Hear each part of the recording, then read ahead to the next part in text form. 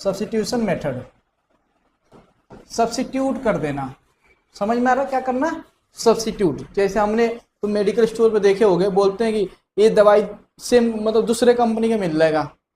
समझ में आ रहा है? सॉल्ट सेम रहेगा बट दवाइयाँ मतलब वो कंपनी दूसरा रहेगा, सब्स्टिट्यूट कर देते हैं। ठीक है, उसका मतलब उसकी जगह पे दूसरा दे देना उसी कॉम्बिनेशन का। ठीक है, तो हम क्या करेंगे, देखो हमारा लिखा है यहाँ पे x plus Y equal to 14, यहाँ लिखा है x minus Y equal to 4। ठीक है, तो किसी भी इक्वेशन से कहीं रख के हम कर सकते हैं। जैसे हम इस इक्वेशन को लेते हैं x minus Y equal to 4। ठीक है, तो ये जो माइनस के इधर जाके क्या हो गया जी, 4 plus Y equal to x equal to 4 plus Y. अब जहां x है वहां हम क्या रख देंगे, 4 प्लस वाई। मतलब ये जो वैल्यू 4 प्लस वाई है वो किसका वैल्यू है, x का।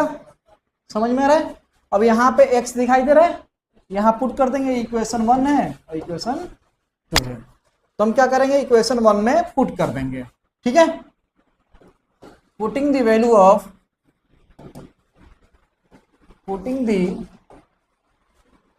Of x in equation 1।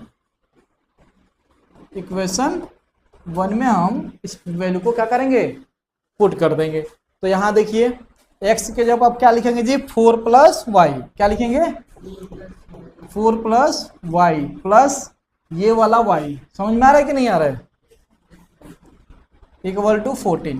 कोई दिक्कत? ठीक है, ये कितना हो गया जी, 4 प्लस 2y इक्वल टू 14। ये प्लस का इधर जाके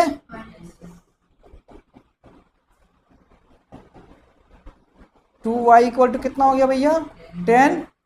अब y इक्वल टू क्या हो जाएगा, 10/2। तो y का वैल्यू कितना आ गया, 5। समझ में आया कि नहीं, कितना आ गया, 5 आ गया। तो हमारे यहाँ पे क्या करो, x का वैल्यू निकालना है, तो x इक्वल टू 4 प्लस 5।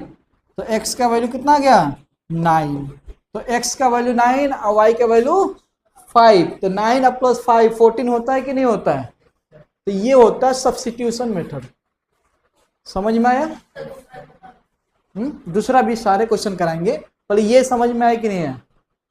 ठीक है, कोई दिक्कत नहीं। इस क्वेश्चन से भी कर लोगे, अगर थोड़ा सा कैलकुलेशन अच्छे से आता है तो कर लोगे, कहीं से भी कर लोगे, कोई दिक्कत नहीं है।